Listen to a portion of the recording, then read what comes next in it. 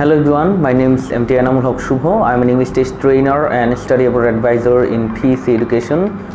I completed my BA in English Linguistics and TEFL. TEFL is an acronym for Teaching English as a Foreign Language, and I minored in English Literature. Currently I am doing my MA in TESOL at North South University. TESOL is acronym for Teaching English to Speakers of Other Languages. I teach both PT Academic and PT Core in PEC Education. So today we'll talk about a particular section of PT Academic and PT Core, speaking section.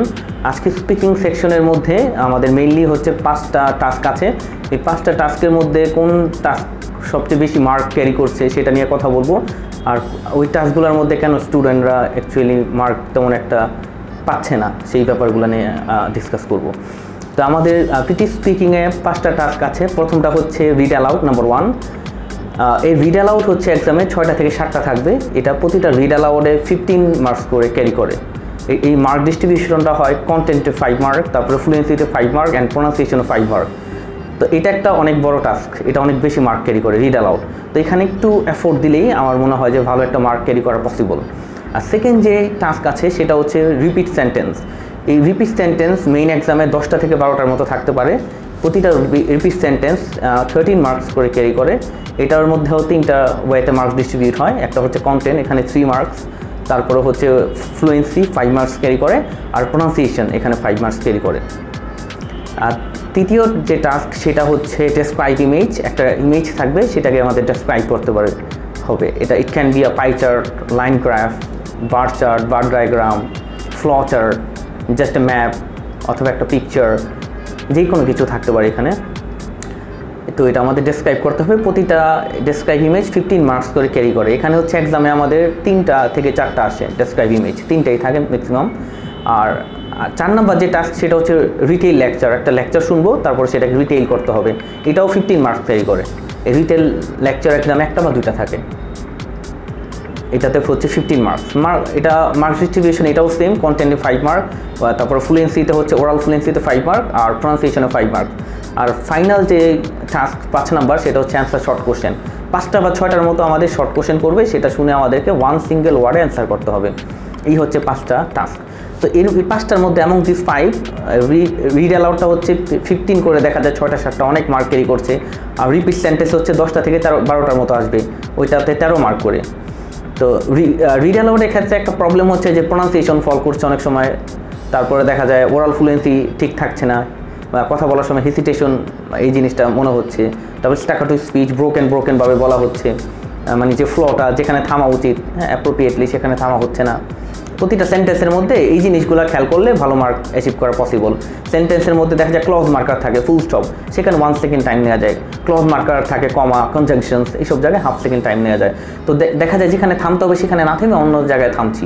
কিছু কিছু জায়গায় এরকম হয় লক্ষণীয় যে একটা কমা আছে সেন্টেন্সে কিন্তু 2টা-3টা সেন্টেন্স পরে। তো সেই সব জায়গায় আমাদেরকে মিনিংফুল চাঙ্কস এই জিনিসটা খুঁজতে হবে। মিনিংফুল চাঙ্কস হচ্ছে গ্রুপ অফ ওয়ার্ডস যেটার একটা কমপ্লিট মিনিং আছে, একটা noun phrase, it can be adjective phrase, adverbial phrase, যে কোনো কিছু হতে পারে।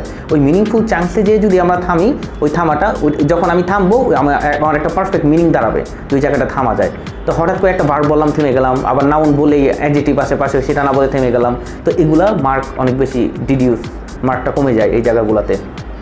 তো এটা খেয়াল করা দরকার।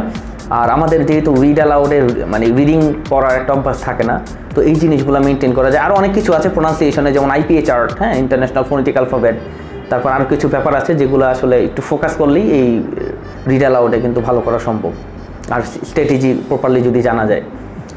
সেকেন্ডটা হচ্ছে রিপিট সেন্টেন্স। প্রতিটা রিপিট সেন্টেন্স 13 করে মার্ক থাকে, কন্টেন্টে 3 মার্ক, আর ওরাল ফ্লুয়েন্সিতে 5, প্রোনাউন্সিয়েশনে 5।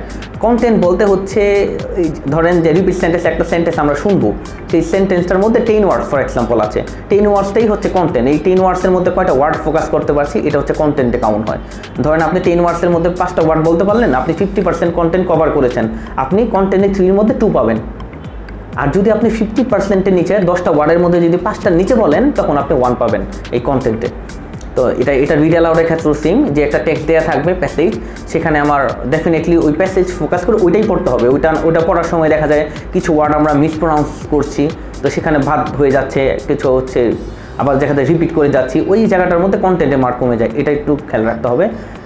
তো বলছিলাম রিপিট সেন্টেন্স নিয়ে কথা। রিপিট সেন্টেন্সের মধ্যে ওরাল ফ্লুয়েন্সিতে মার্ক আছে। একটা সেন্টেন্স যেভাবে শুনেছি আমাদেরকে সেভাবেই বলার ট্রাই করতে হবে। যদি এরকম হয় যে প্রথম দিকে একটু বলেছি বা প্রথম দিকে বলার শুনলাম, প্রথম দিকে মনে নেই, শেষের দিকে মনে আছে, ওইটাই বলতে হবে। আর প্রোনাউন্সিয়েশন যদি একদম ক্লিয়ার থাকে, একদম সেটা যদি এআই ডিটেক্ট করতে পারে ক্লিয়ারলি, তাহলেই হবে। এখানে কোনো পার্টিকুলার ব্রিটিশ বা আমেরিকান অ্যাকসেন্ট আমার মেনটেন করে প্রোনাউন্স করার তেমন একটা প্রয়োজন নেই, পারলে ভালো ব্রিটিশ ইংলিশটা। তো এটা খেয়াল করে পড়তে হবে। আর রিপিট সেন্টেন্স অনেক চ্যালেঞ্জ আছে, দেখা যায় এটা কানেক্টেড স্পিচ ইউজ করা হয়।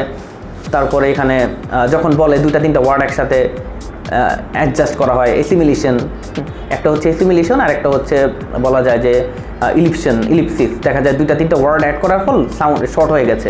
আই ডোন্ট নো বলার সময় এটা শর্ট করে আই ডোন্ট নো, ক্যামেরা কামরা। তো এই ধরনের অনেক শর্ট আরও অনেক কিছু ইস্যু আছে যেগুলো দেখা যায় আপনি যদি নোটিফাইড হন তাহলে এই জিনিসগুলোতে ভালো স্কোর করা সম্ভব এই রিপিট সেন্টেন্সে। আর 3 নম্বর যে টাস্ক সেটা হচ্ছে যে ডেসক্রাইব ইমেজ। ডেসক্রাইব ইমেজে একটা ইমেজ থাকবে, সেটাকে ইন ডিটেলে ডেসক্রাইব করতে হবে। তো সেটা পাই চার্ট হতে পারে, তারপরে বার ডায়াগ্রাম বা বার চার্ট হতে পারে, লাইন গ্রাফ হতে পারে। এই ধরনের ডেসক্রাইব ইমেজে আমাদেরকে মূলত কম্পেয়ার করার কথা বলে। এরকম জিনিস দিবে যেটাতে ওরা they will exemplify whether we are able to compare the things that are attached with the picture. তো এই জিনিসগুলো তারা এক্সেম্পলিফাই করে যে আমরা কি কম্পেয়ার করতে পারছি না। কম্পেয়ারের সময় আমরা on the other hand use করতে পারি ওয়ার্ডগুলো। তারপরে হচ্ছে ওয়্যান, ওয়েদার, অন দ্য কন্ট্রারি, এই ওয়ার্ডগুলো অনেক বেশি ইম্পর্টেন্ট যখন কথাগুলো কম্পেয়ার করি। তো এগুলো ইউজ করে কম্পেয়ার ঠিকঠাক মতো করতে পারলে এখানে ভালো একটা মার্ক অ্যাচিভ করা সম্ভব। আরও কিছু সিস্টেম আছে এটার মধ্যে।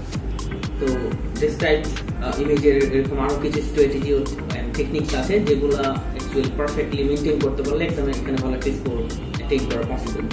তো যেগুলো একটা প্রপার গাইডলাইনের মধ্য দিয়ে, একটা ইনস্ট্রাকশনের মধ্য দিয়ে যদি আপনারা দেখা যায় এগুলো ইনফরমেশনগুলো গ্যাদার করেন, সেক্ষেত্রে অনেক বেশি এটা হেল্পফুল হবে। তারপর হচ্ছে নাম্বার 4 নাম্বার যেটা টাস্ক, এটা হচ্ছে রিটেইল লেকচার। এখানে আমরা একটা লেকচার শুনবো, তারপর এটাকে আবার বলবো। এটাকে বলা হচ্ছে রিটেইল লেকচার। আমরা একটা লেকচার শুনবো ফ্রম একাডেমিক কনটেক্সট থেকে। এটা দেখা যায় ন্যাচারাল সায়েন্স, সোশ্যাল সায়েন্স এরকম একটা ব্যাকগ্রাউন্ড থেকে একটা লেকচার শুনবো। লেকচার যখন শুনবো আমাদের একটা নোটপ্যাড দেওয়া থাকবে, নোট নেওয়ার জন্য কিওয়ার্ডগুলো নোট দিতে পারেন। তারপর ওগুলোর উপর বেস করে আপনি সাজায় আপনার ওয়াইতে একটা আপনাকে টাইম দেওয়া থাকবে, অ্যালোকেটেড টাইম, ওর মধ্যে আপনাকে সেটা রিটেইল করতে হবে। এটা হচ্ছে রিটেইল লেকচার। এরকম একদম একটা বা দুইটা থাকবে। রিটেইল লেকচারে ভালো করার জন্য এর পাশাপাশি আরো কিছু সিস্টেম আছে, টেকনিক আছে। প্র্যাকটিস ইজ এ মাস্ট, কারণ প্র্যাকটিস ছাড়া আসলে এটা পসিবল না। এই রিটেইল লেকচারের ক্ষেত্রে দেখা যায় লিসনিং পার্টটাতে আসলে ফোকাস করে তারা। এটার মধ্যে বোথ লিসনিং অ্যান্ড স্পিকিং দুটাই স্কিল অ্যাসেস করা হয় এট দ্য সেম টাইম। তো দেখা যায় আপনার রিসেপটিভ স্কিল, লিসনিং স্কিলটা ভালো থাকলে আপনি সেটা ভালো বুঝবেন, আর প্রোডাক্টিভ স্কিল ভালো থাকলে ডেফিনেটলি আপনি সেটা ভালোভাবে স্পিকিং প্রডিউস করতে পারবেন। আর নাম্বার 5 হচ্ছে লাস্ট যে টাস্ক, সেটা হচ্ছে অ্যান্সার শর্ট কোশ্চেন। এখানে 5টা বা 6টার মতো আমরা কোশ্চেন শুনবো যেগুলোর অ্যান্সার ওয়ান সিঙ্গেল ওয়ার্ডে হয়ে যাবে। একটা করে শুনবো, একটা করে অ্যান্সার দেবো, একটা করে শুনবো, এভাবে 5টা থাকবে। এটার মধ্যে অন স্ক্রিনে আপনি কোশ্চেন দেখতে পারবেন না, শুধু শুনবেন, শুনে বুঝে সেটাকে একটা ওয়ার্ডের মধ্যেই, হয়তো 2টা ওয়ার্ডে হতে পারে, but most of the time 1 ওয়ার্ডের মধ্যে অ্যান্সারটা হয়ে যায়।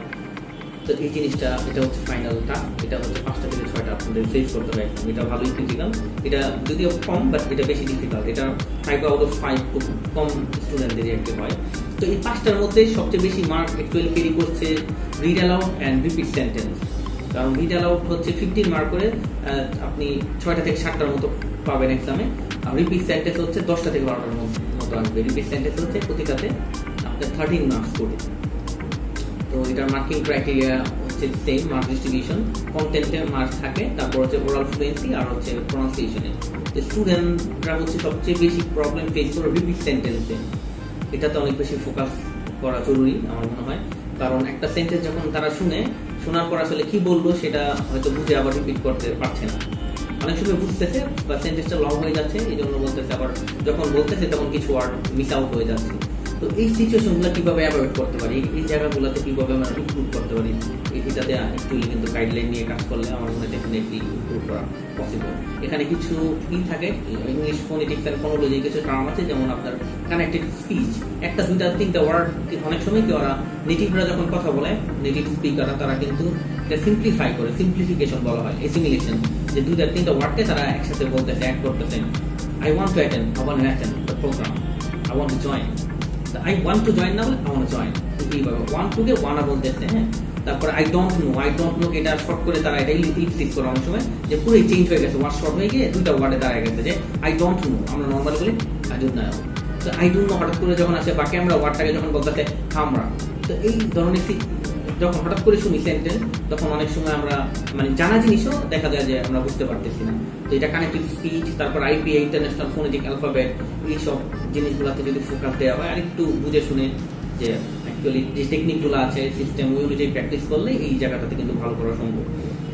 একইভাবে হচ্ছে রিড অ্যালাউডের প্রবলেম হয় অনেকেরই। রিড অ্যালাউডে যেহেতু আমরা ইউজ না, কারণ আমরা দেখে সচরাচর ইংলিশে কিন্তু লাউডলি পড়ি না, যার ফলে দেখা যায় ওরাল ফ্লুয়েন্সিতে অনেক বড় একটা গ্যাপ হয়ে যায়, যে পড়তে পারলেও জায়গায় পুরো উল্টা পাল্টা জায়গায় থামছি, যেখানে থামার দরকার অ্যাপ্রোপ্রিয়েটলি কিন্তু সিস্টেম অনুযায়ী সেখানে থামছি না। তারপরে ওয়ার্ডের প্রনাউন্সিয়েশন সবচেয়ে বড় একটা ব্যারিয়ার। এই জিনিসগুলো কিন্তু অ্যাকচুয়ালি আইপিএ যে চার্ট সেগুলোতে ফোকাস করে, বা সিস্টেম যেগুলো সেই সিস্টেমেটিক্যাল ওয়াইতে যদি আমরা রিড অ্যালাউড করি বা সেগুলো জানি, তখন কিন্তু এগুলোতে ভালো একটা মার্ক অ্যাচিভ করা সম্ভব। তারপরেও দেখা যায় আরেকটা আছে যে ডেসক্রাইব ইমেজ। এটা অনেকেরই একটা প্রবলেম, যে এটা আসলে অ্যাকচুয়ালি ওয়াইটাই জানা নাই যে প্রত্যেকটা ডেসক্রাইব ইমেজের আমরা মানে 3টা পার্টে কিন্তু ভাগ করতে পারি। 3টা পার্টে ভাগ করে ধাপে ধাপে যদি কোনো একটা ইমেজকে ডেসক্রাইব করা যায়, ঠিকঠাক মতো কম্পেয়ার করা যায়, এগুলোতে ভালো একটা মার্ক অ্যাচিভ করা সম্ভব। ম্যাক্সিমাম যেটা করে যে টেমপ্লেট আছে, আসলে রেডিমেড কিছু টেমপ্লেট, তো একই সেম টেমপ্লেট বারবার সবাই ইউজ করছে, সেটা মুখস্থ করে একটা given picture is a beautiful image বা এরকম টাইপের কিছু বলে, যেটা হচ্ছে আসলে নিউট্রাল, সেটা টপিক স্পেসিফাইড নাও হতে পারে। আমার এক একটা কি আসবে আমি সেটা জানি না। আপনি যদি ওয়াইটা জানেন, আপনার ফ্লুয়েন্সি ঠিক থাকে, প্রপার স্ট্র্যাটেজি যদি জানা থাকে, তখন কিন্তু আপনি ডেসক্রাইব করে ভালো একটা মার্ক ডেফিনেটলি অ্যাচিভ করতে পারবেন। কন্টেন্ট, আমার টাইটেল একটা জিনিস, তারপর কন্টেন্ট একটা, তারপর কনক্লুশন, ইমপ্লিকেশন, এগুলো সিস্টেমেটিক্যালি যদি বলা যায়, আপনি যেটাই আসুক না কেন তখন কিন্তু ডেসক্রাইব করতে পারবেন। তো আমার মনে হয় এটা একটা প্রপার গাইডলাইনের মাধ্যমে একটু প্র্যাকটিস করলে, টাইম নিয়ে ডেফিনেটলি এটা ওভারকাম করা পসিবল। তো এগুলো হচ্ছে আসলে যে এইগুলো আছে। আর retell lecture and answer short question, এগুলো শর্ট টাস্ক যদিও, বাট এগুলো অনেকের জন্য এগুলো ডিফিকাল্ট। তো প্রত্যেকটা জিনিস একটা স্ট্র্যাটেজি মেনটেন করে প্রপার ওয়েতে যদি আপনারা প্র্যাকটিস করেন, ডেফিনেটলি গাইডলাইন নিয়ে, তখন কিন্তু এগুলোতে ভালো করা সম্ভব। তো মোস্ট অফ মানে মেইনলি হচ্ছে ফোকাস দেওয়া উচিত যেটা repeat sentence and answer short question, এগুলাতে একটু প্র্যাকটিস করা গেলে অ্যান্সারে কিন্তু ভালো করা সম্ভব। এগুলাতে স্টুডেন্টরা সবচেয়ে মানে মার্ক কম পায়। একদম সবচেয়ে মার্ক কম আসে হচ্ছে রিপিট সেন্টেন্সে। দেখা যায় একটা রিপিট সেন্টেন্সে মার্ক হচ্ছে 13, দেখা যায় 4 করে 5 করে 6 করে এরকম আসছে।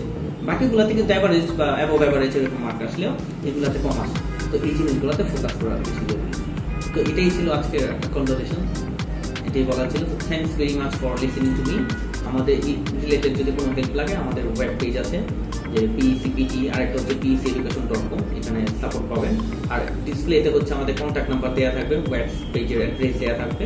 যে কোনো পিটি রিলেটেড গাইডলাইন যদি লাগে, আপনারা আমাদের হেল্প দিতে পারেন। আর যে কোনো সময় আমাদের কোনো ইনফরমেশনের জন্য কন্ট্যাক্ট করতে পারেন। Thanks again.